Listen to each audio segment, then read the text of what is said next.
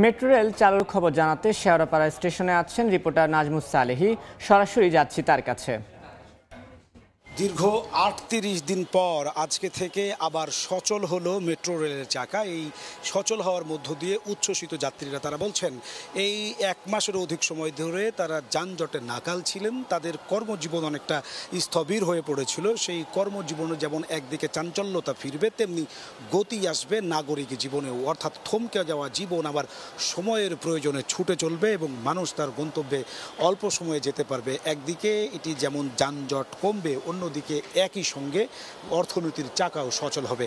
৩৮ দিন পর মেট্রো রেলের চাকা ঘুরবে। রোববার এমন ঘোষণায় উচ্ছ্বসিত সাধারণ মানুষ। তারা কর্মক্ষেত্রে যেখানে ছুটে যাওয়ার কথা, সকালবেলায় তারা নিজ নিজ স্টেশনে এসে দীর্ঘ লাইন দিয়েছিলেন স্বপ্নের মেট্রো রেলে চড়ে পাড়ি দেওয়ার, এবং সেই চাকা সচল হওয়ায় যাত্রীদের মধ্যে চোখে মুখে আমরা উচ্ছ্বাস দেখেছি। তারা বলছেন এতদিন যেই ক্ষতি বা যেই ধরনের সমস্যার মুখে তারা পড়েছেন, নতুন করে তা কাটিয়ে উঠে এক নতুন বাংলাদেশের দিকে তারা যাত্রা করবেন। তারা আর অসম্প্রীতির বাংলাদেশ চান না, তারা মানবিক একটি বাংলাদেশ চান।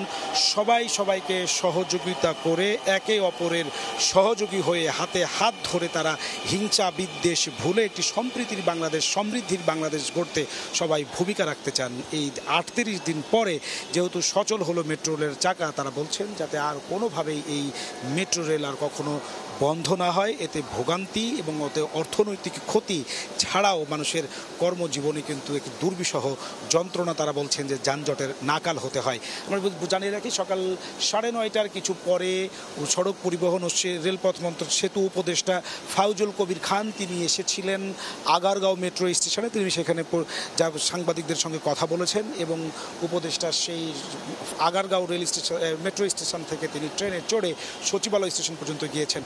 এই সময় তিনি সাংবাদিকদের সঙ্গে কথা বলেছেন। তিনি বলছেন যে দুটো স্টেশন বন্ধ রয়েছে, কাজীপাড়া এবং মিরপুর ১০, এই স্টেশন দুটি অতি দ্রুত খুলে দেওয়ার ব্যবস্থা করা হবে। এবং তিনি বলছেন যে এই দুটো এই মেট্রো স্টেশনের নিরাপত্তা দেওয়ার জন্য তারা নতুন করে নিরাপত্তা প্রক্রিয়া তারা তৈরি করছেন, নিরাপত্তা বিধান তারা তৈরি করছেন, যাতে আর কখনো এই ধরনের অনাকাঙ্ক্ষিত ঘটনা ঘটতে না পারে। এই ছিল আমার কাছে মেট্রো চলাচলের সর্বশেষ খবর।